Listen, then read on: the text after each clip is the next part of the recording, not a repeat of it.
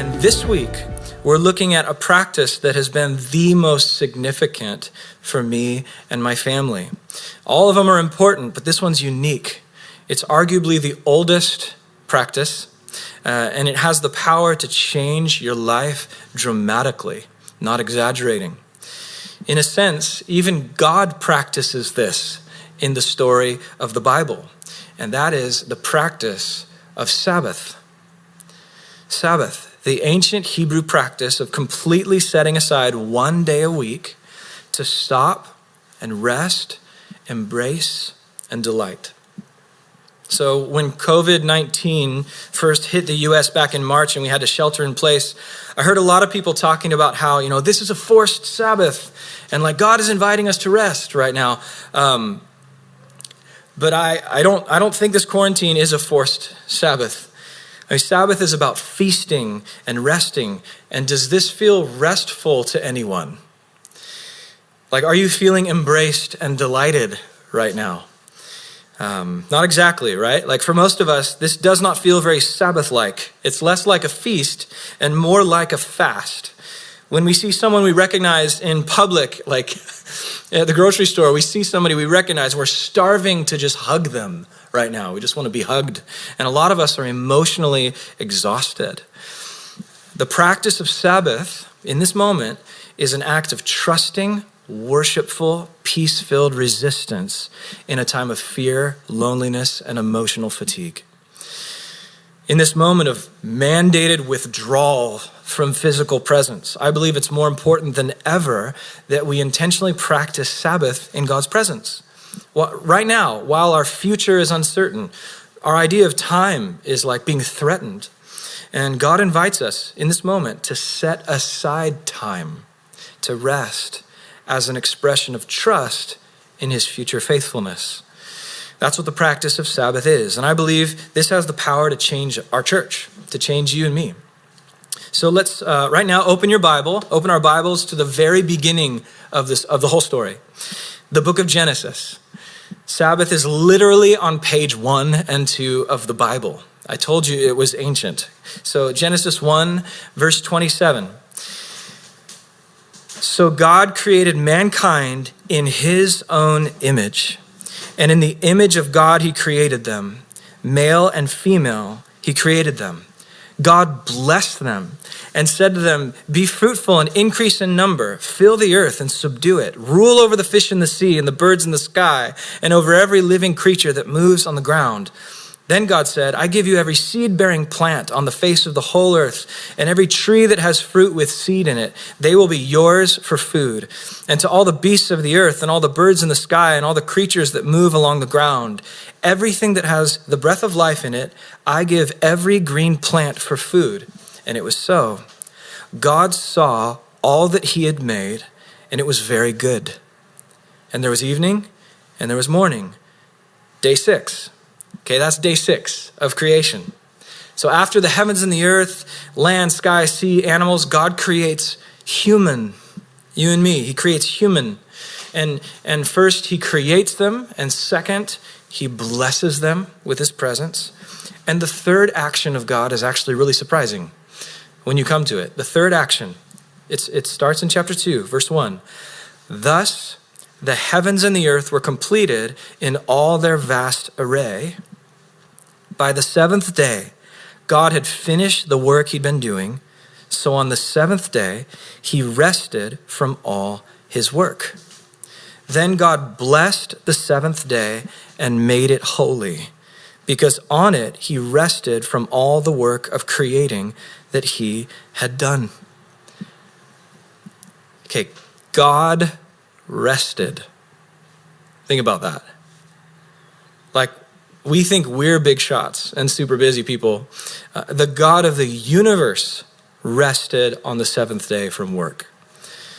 So I also learned something new about Sabbath this week, something I never realized before. Not only did God rest on the Sabbath day, but the Sabbath day is the first and only thing God declares holy in the entire book of Genesis. Did you know that?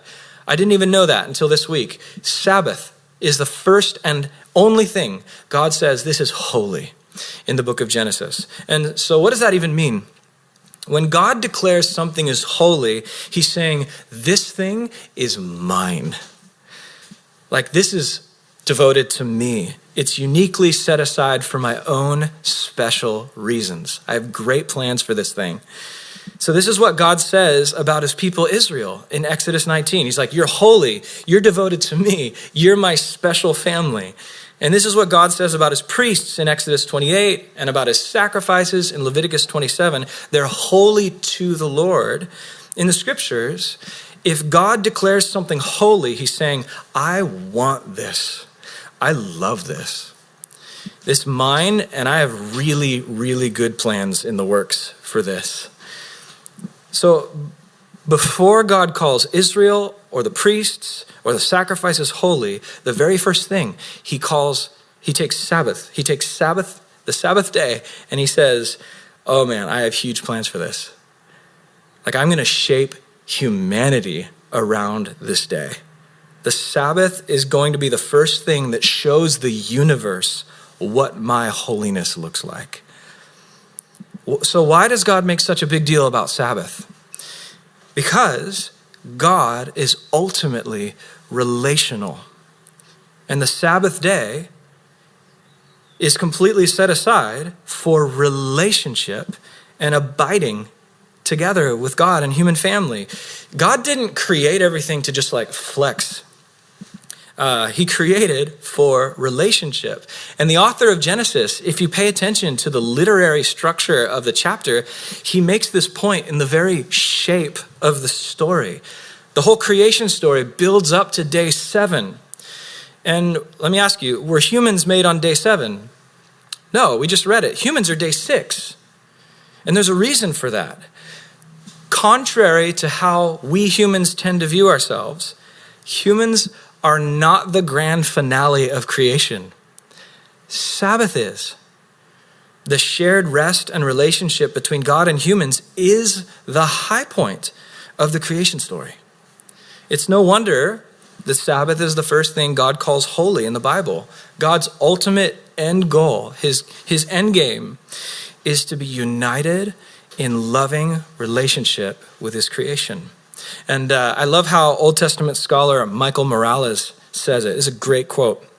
He says, until this wonder that Sabbath is the high point, until this wonder sets deeply that the potter has crafted a vessel with whom he can interact and engage relationally, understanding the image of God will be limited to the goings-on of the first 6 days. Humanity, nevertheless, is not the culmination of creation, but rather humanity in Sabbath day communion with God. And Morales goes on with this line. He says, the Sabbath thus becomes the day for humanity to enjoy its privileged status of being created in God's image. But powerful.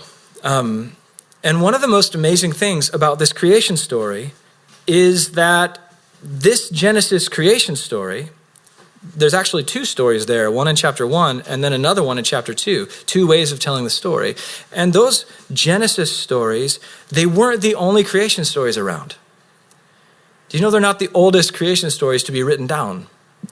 What's interesting about the Genesis creation stories is how they're different from all the other ancient stories.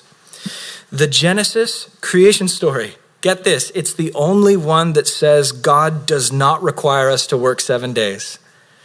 It's the only ancient creation story that gives work dignity and makes rest sacred. All the other gods in the ancient world, they demanded humans work 7 days. All the other gods were like, humans are our slaves. In fact, that's exactly the culture the Jews were delivered from, Egypt, right? Like in Egypt, Pharaoh was considered the incarnation of God, and Pharaoh demanded the Jews grind away their humanity in 24/7 slavery. And once the Jews were delivered and began to form a nation and form scriptures, God's message to them was loud and clear. He's like, no, my intentions are different for humanity. I love you. I made you so you can rest in my love and then go work from out of my heart.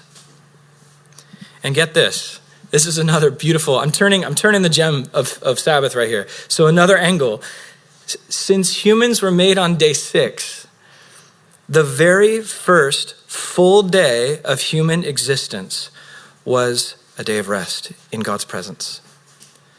So the day began in the evening for the ancient Jewish culture. And so when they were created on day 6, they stepped into the first sunset of Sabbath in God's presence. And God's 7th day rest was the first divine activity humans were privileged to witness and enjoy. And so, church family, this is actually a powerful picture of the gospel. God's grace and his mercy, it doesn't say, hey, do your work first, perform, and make sure you set up your identity as awesome first, and then you get to rest. God doesn't say that. God's grace says, you get to rest in my love first, and out of that you work, and you delight in working with me in the world. So out of our rest in God, our work becomes the gracious expression of Yahweh's creative energy in service of others to create shalom. That is God's definition of work, human work. I'll read it again. It's so powerful. Out of our rest in God, our work becomes the gracious expression of Yahweh's creative energy in service of others to create shalom. Come on. Like, think of how our culture normally views work.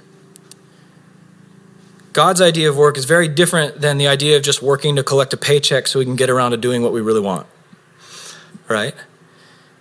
The biblical creation picture, out of our rest in God, then we turn toward the world and work for the glory of God and the peace of our neighbor. And we turn in the corner of the sermon, and I just want to say right now, it's so easy for us to forget this. It's so easy for us to forget this, especially now in this wild moment of pandemic where work and rest are so unpredictable for so many of us. It's been 2 months of this, right? And we're either like forced to work from home and homeschool from home if you have kids, or we're either considered, essential workforce and we go out, and some of us are fearful of what will happen to us if we go out, and some of us aren't, or you're just struggling because you're not deemed essential workforce by the powers that be, and you can't work from home, and so you don't know what the future holds. This is an unprecedented moment. However, this last week, thankfully, some of us have been able to get back to work, and especially for you, let me encourage you, as you step into whatever the new normal is, remember the Sabbath. Don't forget to orient your work and rest around God. Remember the Sabbath. In this insane moment, it's so easy to forget to live in God's rhythms. All our rhythms are thrown off. We're still 2 months in, maybe you're finding a stride and you feel great about everything. I venture to say that's still the minority. So it's so easy to forget to live in rhythms of rest where humans were designed to thrive with God. And Jesus invites us higher. He invites us deep into rest. And I love this message paraphrase of Matthew 11. This is the Sabbath invitation from Jesus. He says, are you tired, worn out, burned out on religion? Come to me, get away with me, and you'll recover your life. I'll show you how to take a real rest. Walk with me and work with me. Watch how I do it. Learn the unforced rhythms of grace. I won't lay anything heavy or ill-fitting on you. Keep company with me, and you'll learn to live freely and lightly. So Jesus doesn't say, come to me and I'll make you successful. He doesn't say, come to me and I'll burden you with religion. He says, come to me and you will recover your life. Learn the unforced rhythms of grace. And I know many of you who are watching, And I've talked with you, many of you at length in moments over these last 2 months. And I've seen the rest of Jesus. I've felt it come through the Zoom windows with you, just the smiles and the confidence amidst uncertainty, great phone calls, great Zoom meetings. So many of you are lighthouses of rest and hope. And I'd want to say, well done to you. God is doing an incredible work in so many of your hearts in this moment. This is a season of pruning. The Heavenly Father is allowing us to be stripped of the things that don't belong, even uncomfortably so, in order to make way for the new thing the Spirit wants to do in our lives. And so speaking on behalf of the leadership, Sandy and Matt and Aaliyah Pursley and Matthew and Elodie Ruffet, the elders, and then the staff, our hearts for you all in this moment is that you become so aware of Jesus' presence in your life. And so you're so learning to come to Jesus for rest and take on his unforced rhythms of grace. This is our heart for you in this moment. That a couple weeks ago, let not your heart be troubled. That would become a rhythm. Last week, actually, we talked about that would become a rhythm that we know how to engage in. We know how to cast our cares on God, and we know how to rest every week in the presence of Jesus. That's our prayer. Just rest, that you'd rest from worrying about things you can't control. That you'd rest from having to perform for your worth. Will you accept Jesus' invitation this week? Come to me and I will give you rest. And as followers of Jesus, the most concrete, practical way we can step into that resting rhythm is through the practice of Sabbath. Why Sabbath? Why Sabbath? Well, just short list. For starters, Sabbath was commanded for the entire nation of Israel in the Old Testament. It was a unique Old Covenant command that God shaped his people through. Also, Jesus practiced Sabbath in the New Testament, and he clearly taught about Sabbath, saying that Sabbath was not made as a legalistic weight over us, but it was made to be our gift. Jesus said it this way: the Sabbath, man was not made to serve the Sabbath, but the Sabbath was made as a gift to serve us. It still is. And then Sabbath also has been practiced by the church throughout history. And then finally, Sabbath is still a gift right now for you to receive every week for the rest of your life. And so what is Sabbath again? Again, it is very, very practically the ancient Hebrew practice of completely setting aside one day a week to stop, rest, embrace, and delight.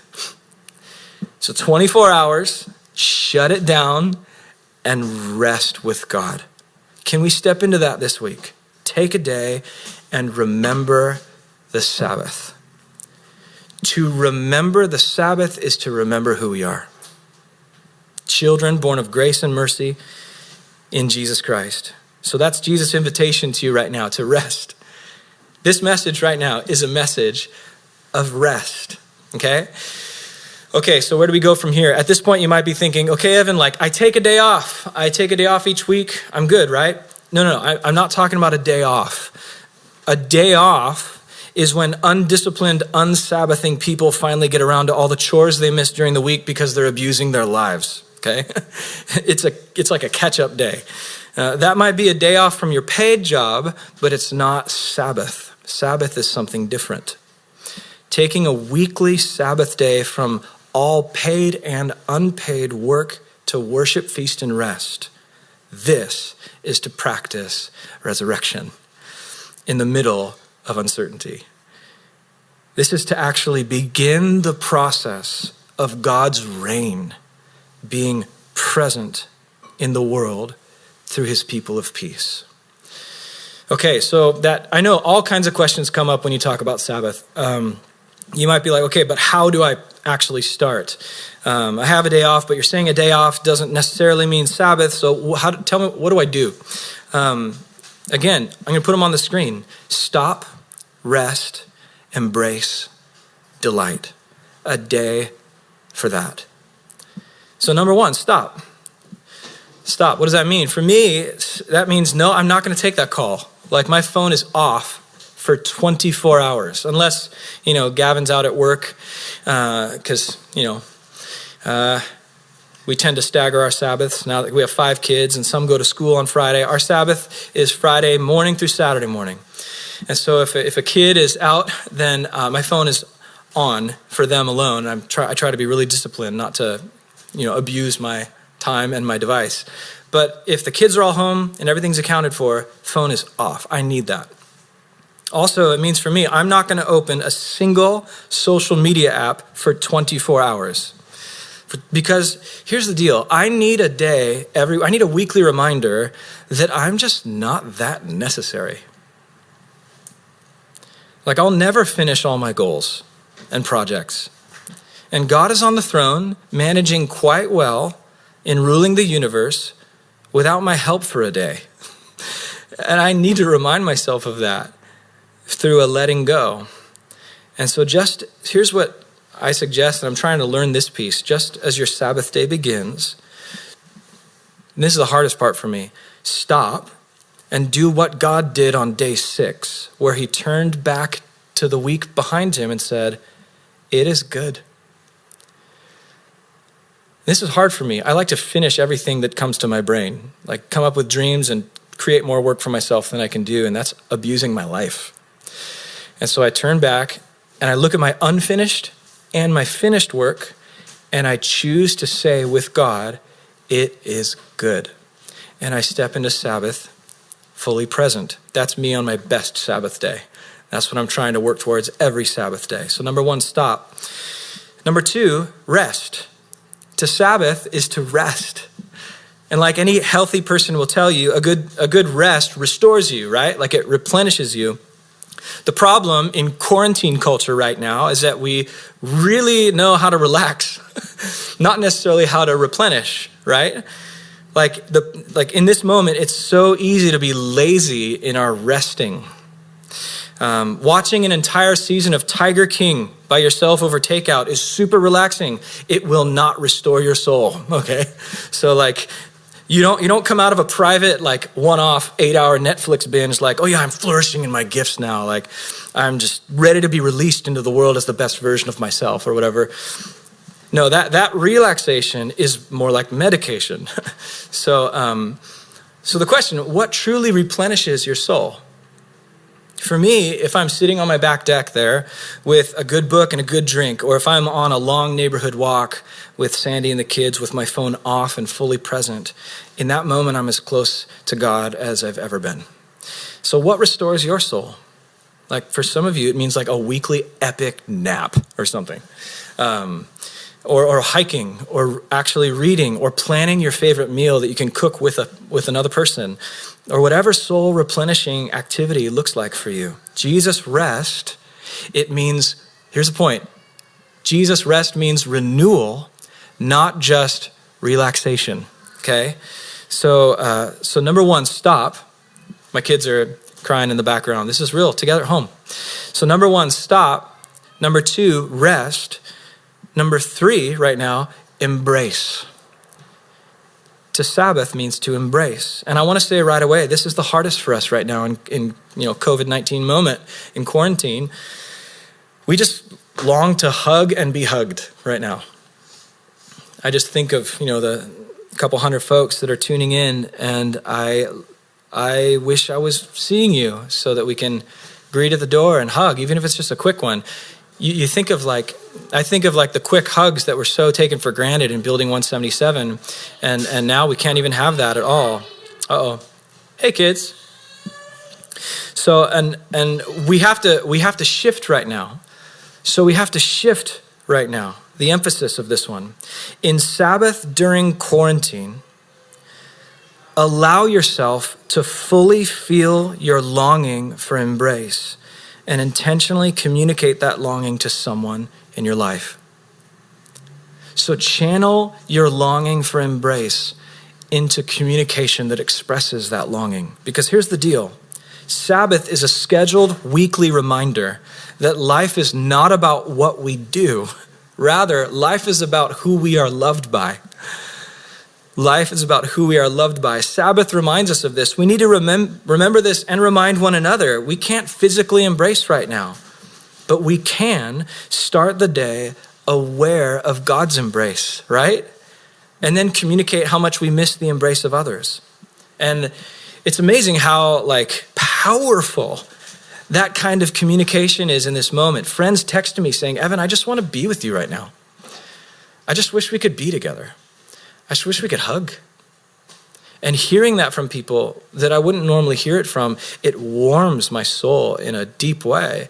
That intimacy, that expression of longing, that's a powerful form of embrace in this quarantine moment. So stop, rest, embrace. And then number 4, and finally, delight. I love this one. For me, I think of feasting. And so here's how it looks in the Wickham house. Like I said, our Sabbath starts Friday morning. So we get up and we're fully present to each other, have breakfast, and then we maybe go for a walk all together, and we stay unified as much as we can all the way to making dinner together.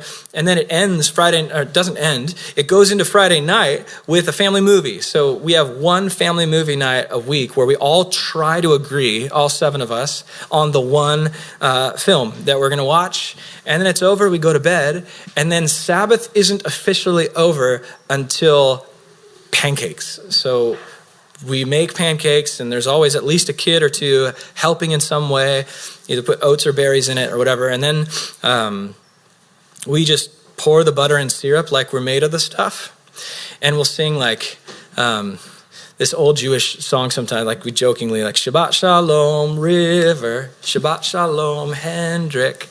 It's right there, he's smiling. And it's a Sabbath, Shabbat Shalom, Sabbath peace, restful peace on you, restful peace on you. And we smile at each other, and then we finish our pancakes and Sabbath is over, and we do our Saturday. I usually go into work at that moment, finishing the sermon. So here's the deal, delight, feast. There are so many sources of pleasure and entertainment competing to delight you, right? I mean, everywhere we look, we see images of brokenness and sin and lies, you name it, and it's often masquerading as delightful entertainment. And if we don't develop a rhythm of unplugging from that and finding a truer source of delight, we'll experience deep emotional fatigue. And so everywhere, Park Hill Church, we have to learn to feast on the goodness of God and to delight in Him. Spend the day intentionally reflecting and responding to the gospel, the good news, that I'm going to step into work next week because of God's salvation and God's empowerment in my life. Thank you, God. Stop and delight in who Jesus is and what He's accomplished for you. And choose to cast your mind onto Jesus and delight in Him, and not politics or consumerism or entertainment or whatever else. This was God's heart for us all along, you guys. Ever since the first people of God heard His voice and responded to Him on Mount Sinai after being delivered from slavery in Egypt. Yahweh said, Exodus 33, my presence will go with you, and I will give you rest. And this has been the invitation for thousands of years, as long as God has been dealing with humans.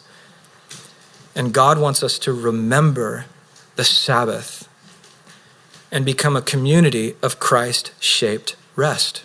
This is the call, church. Remember the Sabbath. Practice it this week. It's easier for some than others. I get it. Watch what happens. It can be tough if you haven't really done it. At first, it can feel like the opposite of relaxing because, it's been so long since you've been fully quiet with your own thoughts. That's normal at first, but it's going to be amazing for you, amazing for our whole community. Because listen, I've never met anyone who said, oh yeah, Sabbath, I used to do that, super not into it anymore. I've never heard that. I mean, I've heard people struggle oh, I used to be good at it, but I long for it again. It's been hard, but I want to go back to it. I've never heard anybody oh yeah, that wasn't for me. You don't hear that. There's something about Sabbath, once you start practicing it, it somehow just sticks. So get together with your communities, your families, your roommates, and talk about how you plan to practice Sabbath this week. Then share stories about how God met you in it. And let's just be the kind of people who have such a beautiful grasp on rest and communicating intimacy with God and one another that the city of San Diego is just thrown for a loop by how centered we are. In this crazy de-centered moment, God is calling us to be a centered church that orbits and is shaped by Jesus' rest. So there it is, church. We're going to go into communion now and celebrate the God who gave us rest through his own body and blood. So let's agree. Let's agree together right now just to learn Jesus' unforced rhythms of grace and discover the rest he wants for all of us and for the people around us. So I'm going to pray a blessing on you. We're actually going to sing that song, The Blessing, to close out the gathering after we eat and drink communion. Great song, whatever, Carrie and Cody wrote it over in Nashville. And we're going to sing this blessing over us, and may it send us into a state of desiring more rest and a commitment to quieting our hearts in Sabbath worship this week.